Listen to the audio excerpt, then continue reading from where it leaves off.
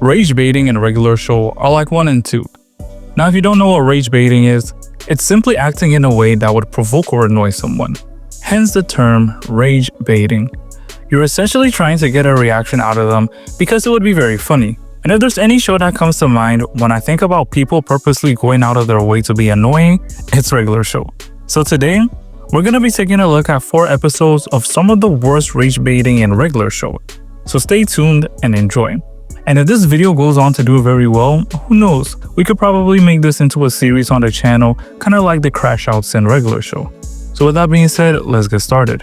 In the first episode, Do Me a Solid, everything starts off harmless enough, but Mordecai and Rigby asking solids from each other to do basic stuff like changing the channel, cheesing some nachos, and even asking Skips and Pops to cover for them. However, things escalate when Eileen invites Rigby to go and play minigolf with her and Margaret. Rigby of course doesn't want to do this, but Mordecai begs him to do so that he can use it as an opportunity to hang out with Margaret. Rigby only agrees to do this if Mordecai decides to give him 10 solids, which he plans to use throughout the duration of the group hang to rage bait the heck out of Mordecai and ruin his chances with Margaret. This is a jerk move, I won't lie, but Rigby does everything in his power to make Mordecai miserable with his solids. He first starts off with telling Mordecai to sit at the back of the car instead of in the front with Margaret. He lets Mordecai take the heat for a fart that he rips at the movie theater as well. And it's episodes like this that reminds me how much of a jerk Rigby was in the first few seasons. Because if it was me, I personally would not take this. But in the evening when the group hang is almost over and Rigby is left with his last solid, he uses it to do something so embarrassing that Mordecai flat out refuses. Mordecai's refusal causes the house to start breaking apart because it looks like the balance of the universe is thrown into disarray. Rigby and later even Margaret tries to convince Mordecai to go ahead with the solid, and that's when Margaret reveals that she came for this whole group hang as a solid for Eileen so that she would get to hang out with Rigby. This is the straw that broke the camel's back, and Mordecai did the solid, to the astonishment of everybody there who was watching. I mean, their reactions were priceless.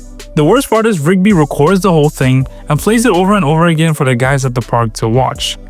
This leads to Mordecai deciding to end his friendship with him, and this is enough to get Rigby to turn a new leaf as he breaks the record and fixes his vibe with Mordecai, and they head to the arcade to have some fun. The next episode that we're gonna be looking at is It's Time, and it begins with Rigby wanting him and Mordecai to watch a movie together, but Mordecai tells him that he has plans to watch another movie with Margaret. Rigby is disappointed, and when Mordecai tries to ask Margaret out, he stutters, and that's where Rigby comes in with a slick line at Margaret, which makes her laugh at Mordecai's expense. This is where Rigby starts rage baiting Mordecai with the fact that he can't talk to Margaret, but Rigby can.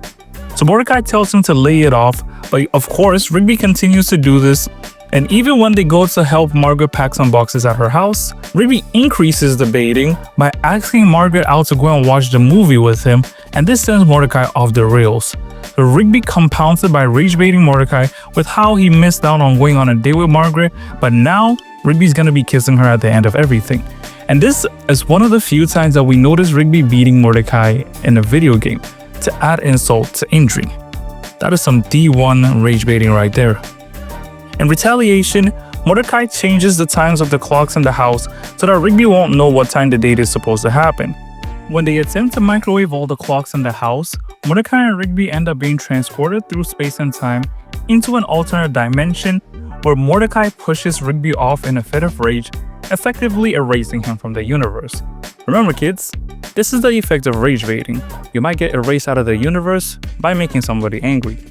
Fortunately, Mordecai is able to reverse the effects of this through some interactions with Father Time, and he brings Rigby back and learns his lesson from all of it. And I think at this point, you're noticing a pattern with the rage baiting stuff. It appears that one character, or shall I say one person who works at the park, is usually the one behind all of this. But yeah, if you've made it this far and you want to be a fellow rage baiter as well, why don't you send this video to somebody who has nothing to do with regular show without giving them any context. Moving on to the next episode, we have Over the Top, and this is honestly one of the craziest regular show episodes till date, because in this, Skips has to fight for the soul of Rigby after beating him in an arm wrestling match gone wrong. So the episode starts with the park gang going out to eat, and everybody challenges Skips to an arm wrestling match. He beats everyone, from Benson to Muscle Man and even Mordecai. When it's Rigby's turn, everybody starts laughing at him, but then, surprisingly, he's able to beat Skips. This makes Rigby taunt him because he's able to beat him twice, which makes Skips doubt himself because he doesn't consider himself to be the strongest at the park. He wants a rematch with Rigby, and when Rigby refuses, Skips destroys their gaming sets, which makes Rigby report him to Benson. All of this because Skips doesn't understand why Rigby is able to beat him in arm wrestling. So Skips goes out of his way to find out the cause of this, and that's when Mordecai reveals that Rigby has been pranking him this whole time with a mechanical arm that increases his strength astronomically so that he can beat Skips. So in their final round, Skips first reveals that Rigby had been wearing a concealed mechanical arm in front of everybody. When he removes it, he stacks his arm up to challenge Rigby again, and this time, the confidence that was in Rigby's eyes is all but gone. And he's staring, looking at Skips like, oh man, I'm cooked. Skips overpowers Rigby so much so that he crashes him onto the table, and that effectively deletes Rigby from this world. Skips then has to challenge Death in the hospital to an underworld arm wrestling competition before he is able to get Rigby's soul back, by beating him in the way that Rigby beat him before. Skips learns his lesson, and I guess Rigby too as well, but I know he definitely learned not to rage bait him anymore after that.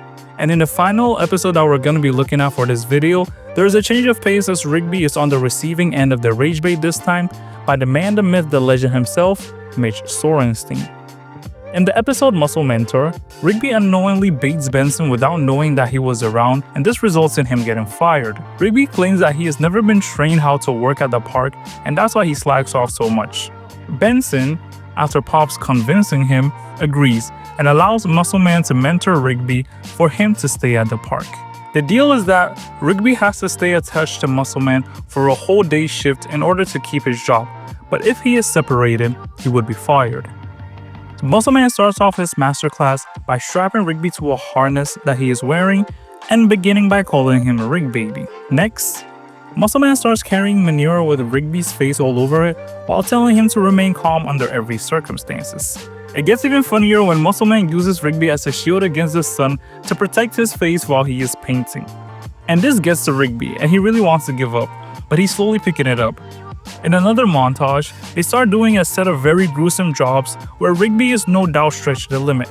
But the final test comes in the form of Rigby having to carry Muscle Man to a water fountain that's about 4 meters away. Rigby is on his feet and slowly heads towards the fountain, but his legs shake until he gives in. When this happens, he insults Muscle Man and claims that he is basically giving him trash lessons that don't mean anything. This makes Muscle Man furious, so he pulls a cord from the harness, but Rigby holds on to Muscle Man for dear life as he tries to remove him. Rigby takes a huge beating until the workday is over, but he manages to stay on Muscle Man throughout the period. The crowning jewel was when they both fall into the lake and Rigby has to come to life to carry Muscle Man out of it to prevent him from drowning, effectively passing the test and keeping his job, much to the surprise of everybody and even Muscle Man, who congratulates Rigby for how far he has come. And what can I say? I guess it's really nice to see Rigby get a taste of his own medicine, because early season 1 to 3 Rigby was just a menace. He was just messing with everybody and he didn't care what he got out of it. But then I hope through this video you've been able to see some examples of some of the worst rage baiting moments on regular show. Like I said in the beginning, this is something that can be turned into a series if this video goes on to perform pretty well. I wouldn't mind it, I'd actually be happy to do that. And yeah, that brings us to the end of this video. If you made it this far, thank you so much. Don't forget to let me know down in the comments how annoying you thought Rigby was in the early seasons on a scale of 1 to 10. And also recommend some of your favorite rage bait moments that could be used for a part 2. If you enjoyed this, you can click over here to watch a video on regular show crash outs, or you can click over here to watch a video on aura farming in regular show. Once again, thank you so much for watching. I'll see you all next time. Tune out.